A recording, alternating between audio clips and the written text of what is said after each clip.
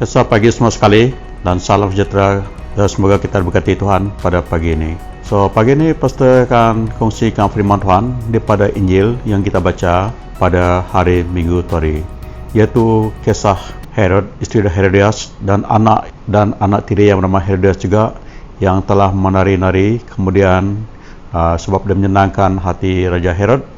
Herod pun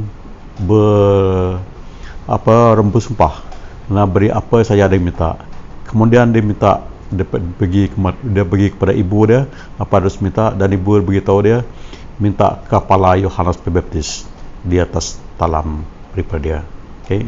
Jadi pagi ini pastor mau kongsi tentang menyerupai Yesus. Menyerupai Yesus itu tajuk fokusnya pastor pada pagi ini, menyerupai Yesus. Okay. So mari kita berdoa. Bapa di surga alam kuasa, syukur kasih Tuhan di atas peluang yang beri pada kami pada hari ini untuk kami merenung balik firman-Mu yang telah kami baca pada hari Minggu tadi. Tuhan, pimpin kami Tuhan, biar kami boleh mengerti sedalam-dalamnya apa kehendak dalam firman-Mu, supaya kami boleh apply dalam kehidupan kami. Terima kasih Bapa. Bukakan telinga rohani kami, hati rohani kami, mata rohani kami, supaya boleh mendengar firman-Mu, melihat keajaiban dalam hidup kami, dan juga firman-Mu akan bertumbuh dalam hati kami. Terima kasih Tuhan, dalam nama Tuhan Yesus syukur. Amin. Okay, so apabila kita kata kita mengikuti Yesus, following Jesus, artinya kita dipanggil untuk beza orang lain. We are called to be different. Okay, kita harus mempunyai nilai-nilai yang lain daripada dunia ini. Kita dipanggil supaya kita punya kepercayaan juga lain daripada dunia ini. Kita juga boleh lihat kehidupan kita dan arti kehidupan kita harus lain daripada dunia ini. Jadi perusahaan yang kita ambil juga harus berlainan, must be different. Okay? Dan tujuan kita hidup dalam dunia juga harus lain. Jadi apabila kita kata kita mengikut Yesus, iaitu harus kita mempunyai kita kasih kepada Allah kita, dan juga kita harus mengasihi orang lain. Jadi mengikut Tuhan Yesus di sini artinya kita harus beri penghormatan kepada Tuhan Allah kita dan juga penghormatan kepada orang lain. Okey. Jadi apabila kita kata kita ikut Yesus, kita harus hidup seperti Yesus juga, dan juga harus mengasihi apa yang Tuhan Yesus mengasihi. Itu arti sini. Jadi hari ini saya mau bawa kamu tengok secara ringkas kehidupan anak perempuan Herodias ini, dan kita mau lihat macam manakah kehidupan anak ini yang telah dibentukkan mengikut budaya-budaya yang ada masa di hidup ketika itu, dan dia bukan dibentukkan oleh budaya-budaya Kristus. Okay. Jadi kita baca daripada Markus bagi 6 ayat 14 hingga ke 29 minggu tadi. Okay. Jadi kalau kamu lupa, pastor akan baca baliklah. Okay, baca balik. Pastor gunakan terjemahan ini versi Borneo, Alkitab versi Borneo, jadi mungkin lain sikit. Mari kamu dengar. Raja Herodes mendengar kejadian itu kerana nama Yesus sudah terkenal di mana-mana. Ada orang berkata Yohanes Pembaptis telah dibangkitkan daripada kematian. Itulah sebab dia mempunyai kuasa melakukan mukjizat. Yang lain berkata, dia ini Elia. Ada pula yang berkata, dia ini Nabi seperti Nabi zaman dahulu. Ketika mendengar hal demikian, Herodes berkata, dia itu Yohanes yang kepalanya telah kupancung, tetapi dia hidup semula. Ini kerana memang Herodes telah memberi perintah supaya Yohanes ditangkap, diikat dan dipenjarakan. Herodes berbuat demikian kerana Herodias, isteri kepada saudaranya Filipus, yang telah dikawininya. Yohanes pernah menegur perbuatan Herodes itu. Mengambil isteri saudaramu sebagai istrimu adalah haram. Akibatnya Herodias menaruh dendam terhadap Yohanes dan hendak membunuhnya. Tetapi hasratnya terhalang sebab Herodes takut akan Yohanes. Herodes tahu Yohanes seorang yang benar dan suci, oleh itu dia melindungi Yohanes. Herodes juga suka mendengar kata-kata Yohanes, meskipun kata-kata itu membuatnya sangat gelisah. Akhirnya Herodias mendapat peluang apabila Raja Herodes mengadakan jamuan hari jadinya untuk semua pegawai tinggi kerajaan, panglima dan tokoh masyarakat Galilea. Anak gadis Herodias menari dan menghiburkan Herodes serta tetamu. Oleh itu raja berkata kepada gadis itu, "Mintalah daripadaku apa saja yang kamu ingini dan aku berikan kepadamu." Dia menyambung dengan sumpah, "Apa saja yang kamu minta akan kuberikan kepadamu, walau separuh kerajaanku sekalipun."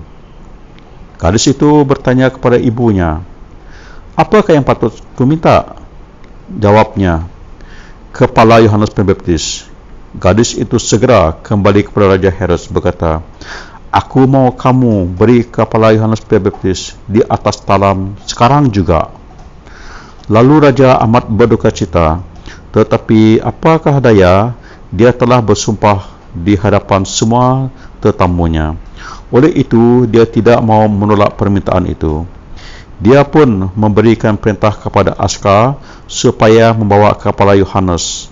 Askar itu pergi ke penjara lalu memancung kepala Yohanes. Dia membawa kepala itu di atas talam dan menyerahkannya kepada gadis itu. Lalu gadis itu menyerah kepada kepala Yohanes kepada ibunya. Apabila murid-murid Yohanes mendengar perkataan ini, mereka datang dan mengambil jenazah Yohanes lalu mengebumikannya di dalam kubur. Inilah Injil Kristus. Puji Kristus Tuhan kita. Baik, tengok tadi, hari ini kita mau tengok karakter yang ada pada anak Herodias itu, anak tiri Raja Herodes. Okey, tengok sini.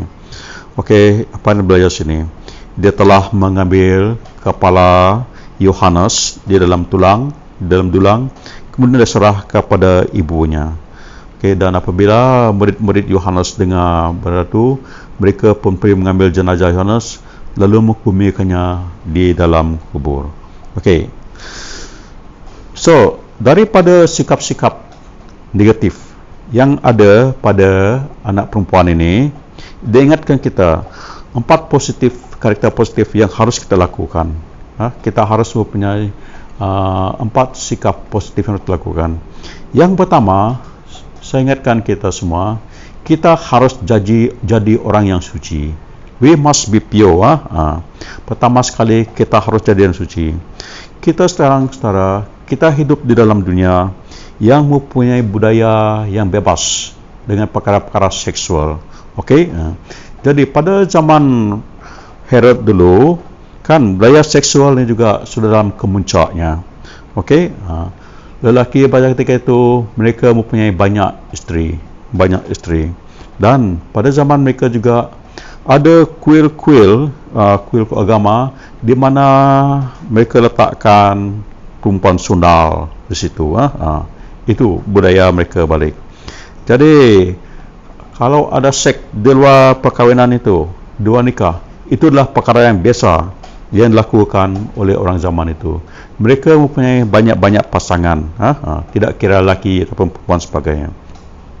Okey, dan kebiasaan juga apabila ada parti ataupun kunduri keramaian, kan, untuk mengambil perhatian orang ramai, selalu ada tarian-tarian yang sungguh orang kata memerangsang kawan nafsu orang untuk tetamu-tamu. Okay. Boleh jadi tarian yang dilakukan oleh anak tiri Herod tadi, boleh kita panggil tu kalau sekarang kita kata tiger show, ataupun boleh jadi jenis tarian yang bogel ataupun putar bogel sebagainya. Okay. Itulah tarian yang mereka lakukan pada zaman dulu. Okay. So kita tengok tadi dalam ayat 22, anak itu menari. Anak gadis Herodias menari dan menghiburkan Herod serta tetamu-tamu. Oleh itu raja berkata kepada gadis itu, mintalah daripadaku apa saja yang kamu ingini dan aku akan berikan kepadamu. Okay? Jadi kita boleh fikir, boleh bayangkan bahawa tarian anak perempuan Herodias tadi adalah satu tarian yang kata very sensual, very seductive. Tarian untuk membangkitkan hawa nafsu, tarian-tarian untuk menggodakan orang. So, Raja Herod bukan saja senang hati tengok, tapi tarian itu sangat menyenangkan dia. Itu yang tengok sini. Jadi saudara, sebagai tahu kamu, kita sebagai pengikut-pengikut Yesus, kita orang Kristen, kita dipanggil untuk lain. We are called to be different. Kita harus mempunyai standard yang tinggi. Jadi kita harus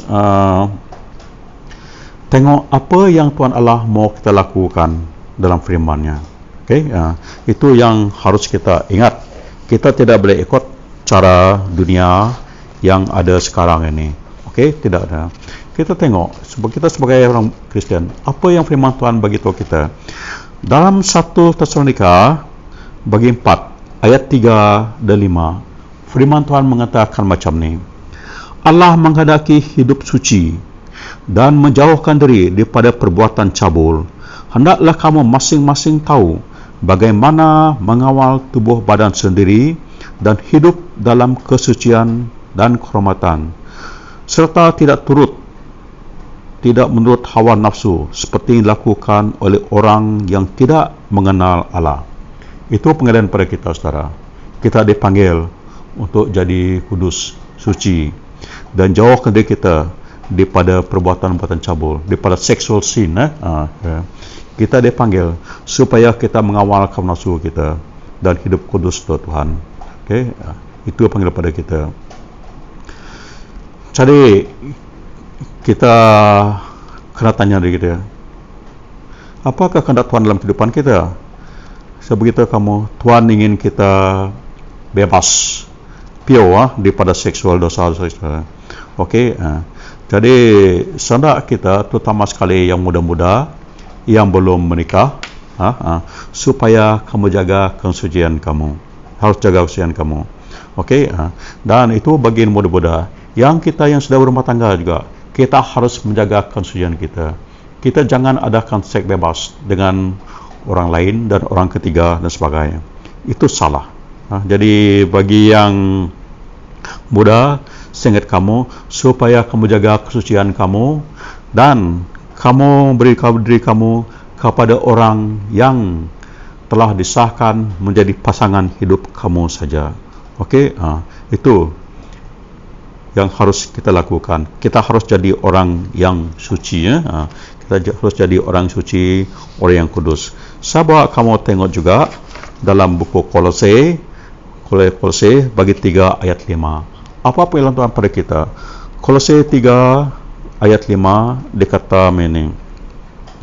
Oleh itu matikanlah dalam dirimu segala yang bersifat dunia, perbuatan cabul, kecemaran, hawa nafsu, keinginan jahat dan tamak haloba yang sama dengan menyembah bala.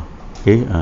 Jadi diingatkan kita supaya kita matikan dalam diri kita sifat-sifat yang perbuatan cabul, yang mencemarkan diri kita. Jadi itu panggilan pada kita, saudara.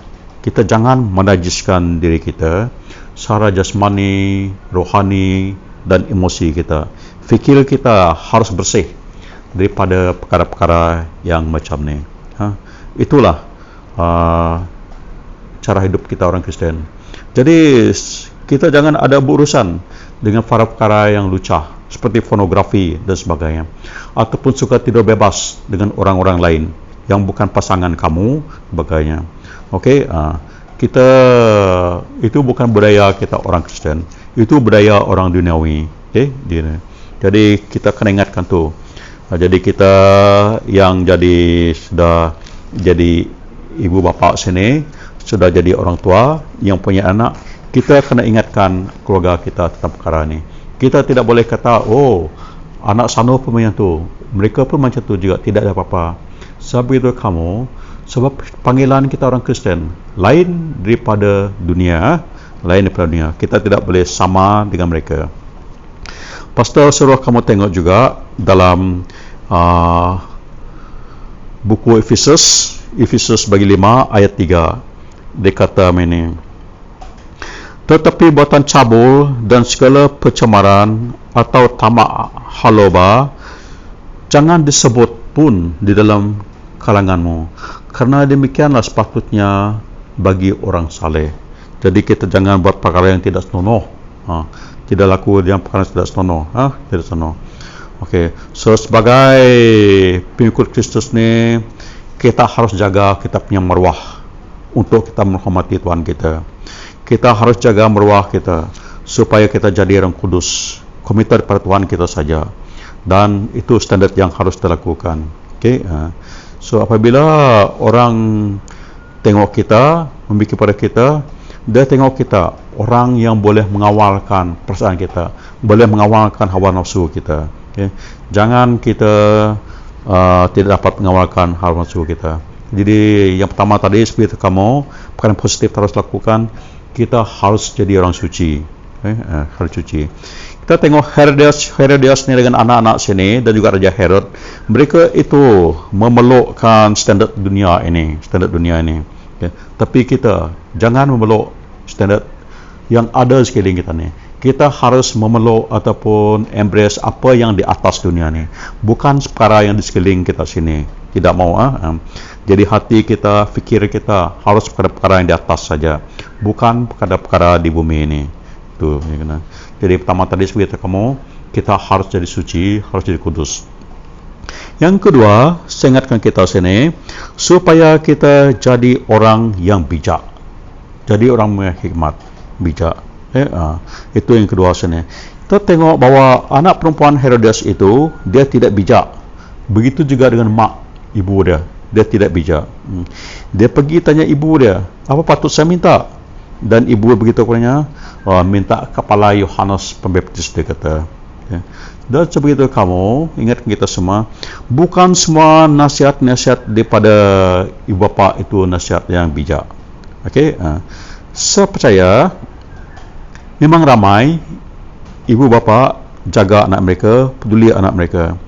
Tetapi kita tengok Herodias ini, dia hanya menjaga diri sendiri saja. Dia tidak pentingkan anak dia. She only cares about herself. Dia memperalatkan anak dari sini untuk apa? Untuk tujuan yang kedekut, keinginan yang kedekut, untuk dapat kepentingan sendiri. Okey, sepatutnya meminta perkara yang terhormat untuk anak dia sini. Tetapi dia meminta sesuatu yang tidak berfaedah kepada anak dia, tapi diminta kepala Yohanes ini. Jadi di sini kita tengok bahawa kedua-dua anak dan ibu ini bertindak secara bodoh. Dia menunjukkan mereka ni tidak punya hikmat, tidak punya kebijaksanaan. Jadi sebegitu kamu, Tuhan Allah saudara, dia memberi kita hikmat, kebijaksanaan dan pengetahuan, kefahaman.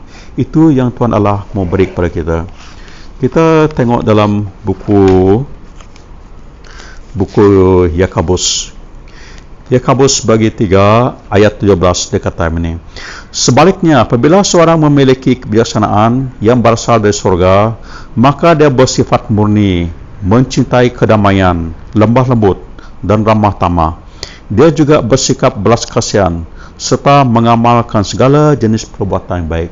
Itu orang yang punya kebijaksanaan, mempunyai understanding daripada Tuhan. Okey, jadi kita harus boleh apply kan kebijaksanaan itu, wisdom tu kepada kehidupan kita. Okey. Okey. Dalam kehidupan kita. Okey. So, macam ni. Apabila kebiasaan itu ditunjukkan kepada kita, ia bukan sebagai maklumat saja, tetapi dalam aplikasinya. Okey.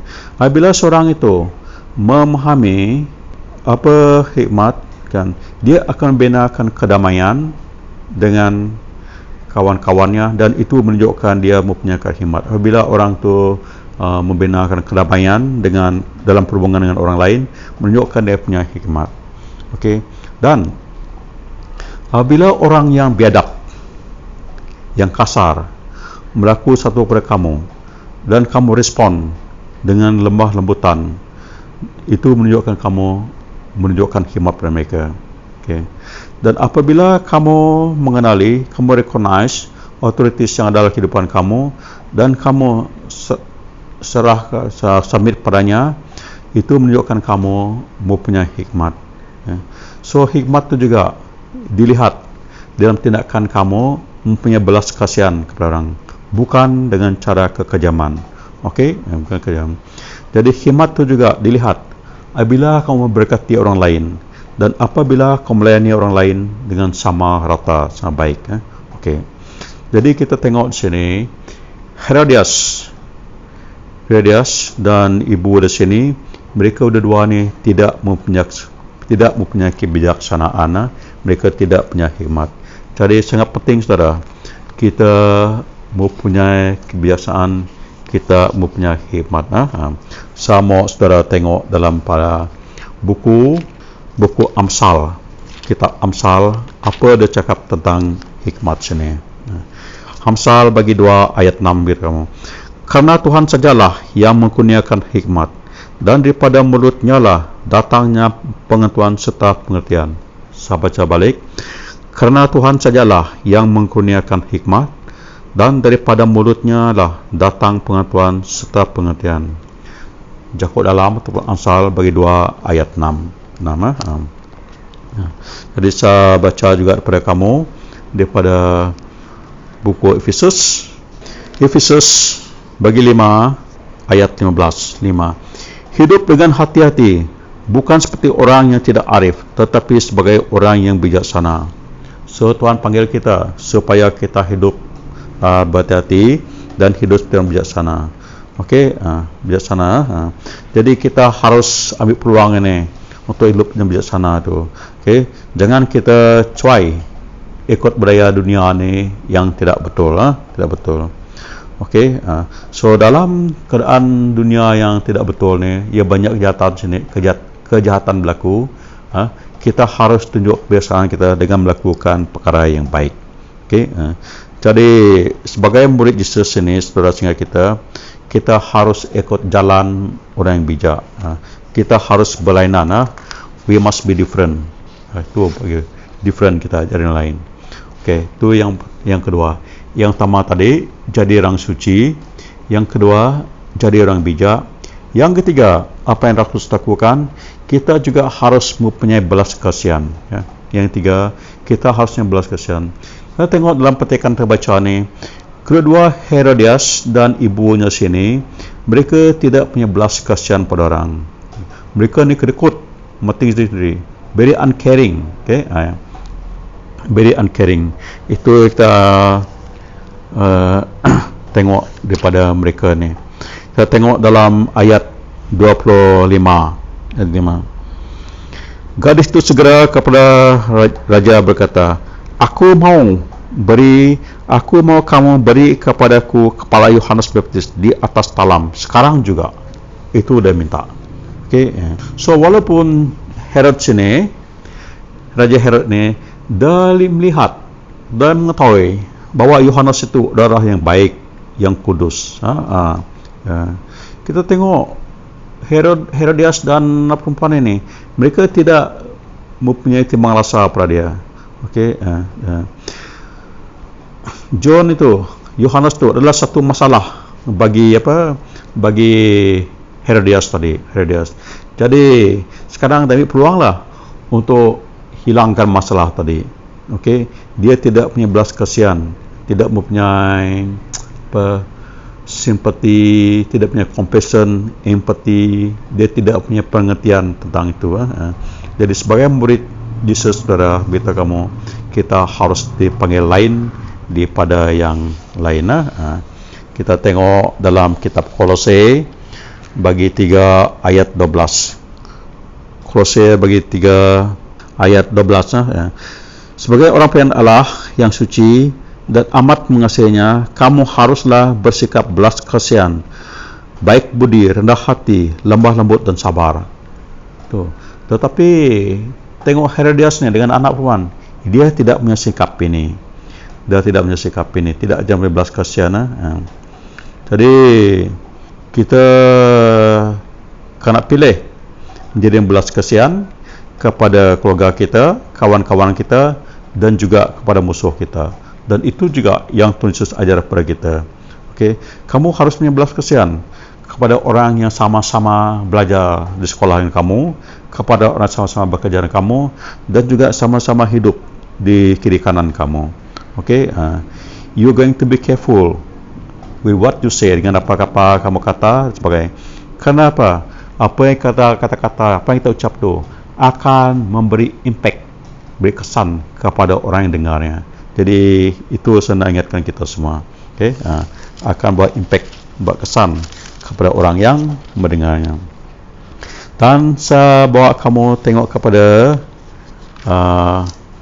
buku Petrus pertama bagi 3 ayat 8. Petrus pertama bagi 3 ayat 8. Sebagai kesimpulan, bersatu hatilah kamu semua dan amalkan belas kasihan antara satu sama lain. Jalinkanlah kasih persaudaraan di antaramu dengan hati yang lembah lembut dan adab sopan yang baik. Wah, dia panggil kita. Kita finally, all of you be like-minded and sympathetic, love one another and be compassionate and humble, not paying back evil for evil, or insult for insult, but in contrary, give blessing, since you were called for this, so that you may inherit the blessing. Jadi kita jangan kita balaslah. Kalau orang tu berjahat pada kita, tidak boleh balas kejahat. Sebaliknya apa? Kita harus balaskan kejahatan itu dengan baik. Kita kena jadi berkat pada orang. Jadi kita kena jadi belas kasihan. Kita kena merendah diri kita. Jangan balas yang jahat itu dengan jahat. Tidak betul lah. Tapi Herodias dan ibu sini, mereka pilih jalan yang senang. Mereka ikut very selfish way. Mereka ikut cara dunia. Jadi kita kena ikut jalan Jesus. You going to choose the Jesus way. Itu jalan kita. Okay. Dan terakhir sekali di petikan ini, kita kena bersiap. We must be ready. Bersiap. So, saya beritahu kita semua bahwa kita tidak kisahlah, tidak kira di mana kita ni mati atau meninggal dunia. Sama ada kita ni meninggal dunia dalam tangan orang jahat, ataupun kita meninggal dunia disebab kita tua dan kita mati dalam tidur kita sebagainya. Tapi kita harus bersiap sedia. Kita tengok dalam ayat 28. Ayat 28. Dia bawa kepala itu di atas talam dan menyerahnya kepada gadis itu. Lalu gadis itu menyerahkan kepala Yohanes kepada ibunya. Kepala Yohanes. Okey. Jadi, bila tengok petikan ini, nampak dengan jelaslah bahawa tempat Yohanes itu dipenjarakan tidak jauh daripada tempat mereka adakan parti hari jadi Herod ini. Tidak. Kenapa? Apabila Herod utus saja dia punya serdadu, pengawal, untuk pergi pancungkan kepala Yohanes, benda itu dilakukan segera. Dan tidak lama lagi, kita tengok bahawa kepala itu sudah ada dalam dulang, dan dibawa kepada ibu perempuan itu. Okey. So, the point sini bukan tentang Herodias, tetapi saya mau cakap tentang Yohanes Pembaptis ini. It's about Yohanes Pembaptis. Okey. So, apabila saya fikirkan tentang kematian Yohanes Pembaptis ini, ada perkara yang saya ingat sini. Yang pertama sekali, apabila saya tengok kematian Yohanes Pembaptis ini, ada perkara yang saya fikir sini. Yang pertama sekali, kamu juga harus bersedia untuk mati. You must be ready to die. Sedia mati. Dalam Roma 14 ayat 7 kata, kita bukan hidup untuk diri kita, dan juga kita juga tidak mati untuk diri kita. Jika kita hidup untuk menghormati Tuhan, memuliakan Tuhan, dan jika kita mati, kita juga mati untuk memuliakan Tuhan. So, sama ada kita hidup atau mati, kita ini dimiliki Tuhan. We belong to God, of the Lord. So, kita tidak tahulah macam mana hidup kita ini berakhir. Sama ada tak kira tapi macam mana cara hidup berakhir, kita ni dimilikkan Tuhan, belong to God. Itu jadi kita harus bersedia untuk mati. Sama ada di tangan musuh kita, kita mati itu umur tua, ataupun kita mati dalam tidur kita. Jadi kita hidup ataupun mati, kita ni milik Tuhan. Jadi kita harus bersedia. Okey. Yang kedua, kita hidup ini untuk memiliki mahkota. Untuk memiliki mahkota, to win the crown. Okey.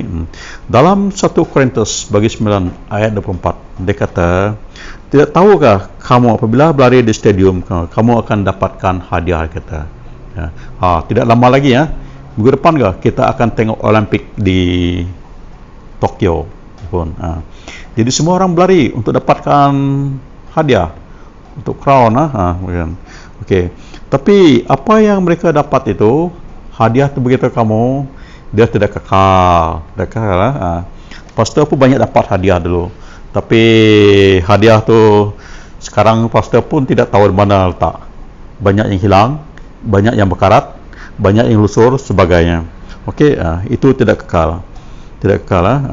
Tapi apabila kita dalam hidup ni kita berlari, kita mahkota, kita akan terima mahkota yang kekal. Okey, bukan mahkota yang akan hilang. Tidak.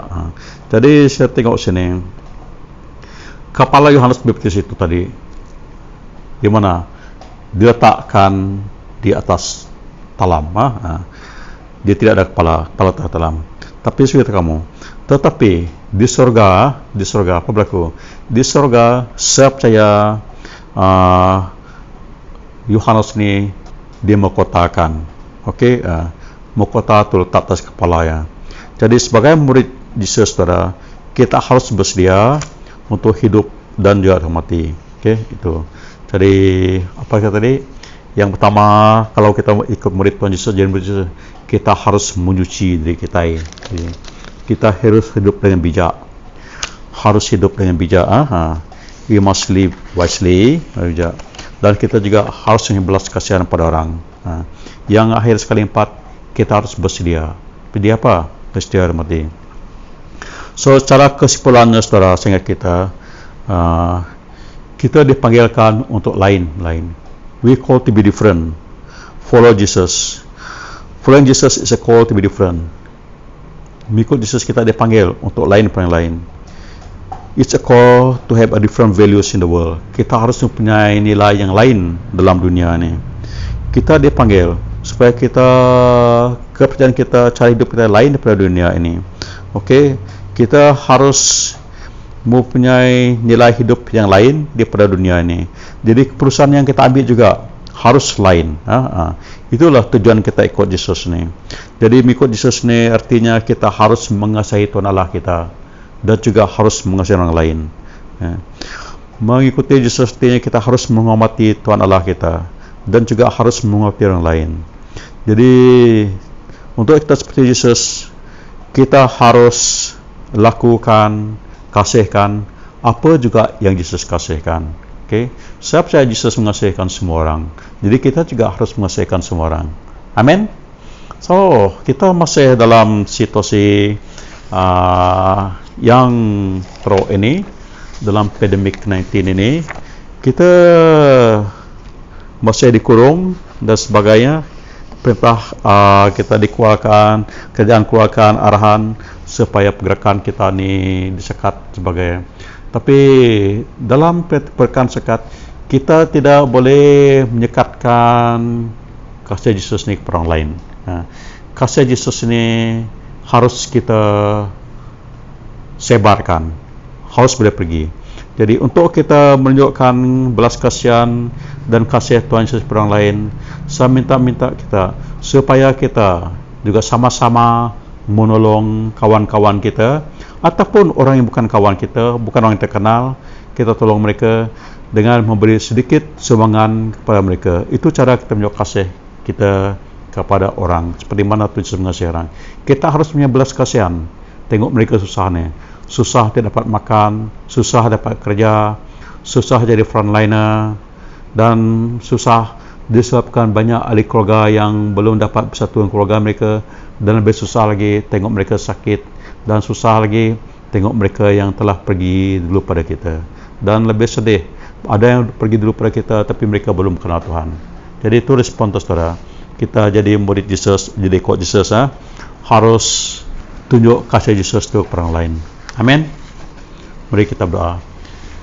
Bapa di surga alam kuasa, syukur dan kasih Tuhan atas renungan yang Kau beri pada kami hari ini. Biar hidup kami Tuhan berlainan daripada apa yang kami tengok daripada petikan baca tadi Tuhan, supaya kami tidak mementingkan perkara di dunia ini saja Tuhan. Biar kami fokus kepada perkara di atas Tuhan. Kami tidak mementingkan diri kami sendiri Tuhan. Terima kasih Tuhan, ingat kami tadi Tuhan, supaya kami hidup dalam kekudusan, dalam kesucian, dan bukan dipengaruhi oleh perkara-perkara di sekeliling kami Tuhan. Biar kami dipengaruhi oleh perkara di atas Tuhan. Terima kasih Tuhan, ingat kami juga supaya kami mempunyai kebijaksanaan daripada Engkau Tuhan, dan buat keputusan yang baik. Terima kasih Tuhan, supaya kami juga sentiasa mempunyai belas kasihan kepada orang di sekeliling kami, keluarga kami, orang yang bekerja kami, teman-teman kami, bahkan orang yang tidak suka kami Tuhan. Terima kasih Bapa, ingat kami juga supaya kami bersedia untuk mati seperti mana Yohanes Tuhan, demi untuk Engkau Tuhan. Sebab kalau kami hidup pun untuk kemuliaan-Mu, dan kami mati pun kami jadi milik-Mu. Terima kasih Bapa, kalau syukur beri padamu. Dalam nama Tuhan Yesus bersyukur. Haleluya. Amin.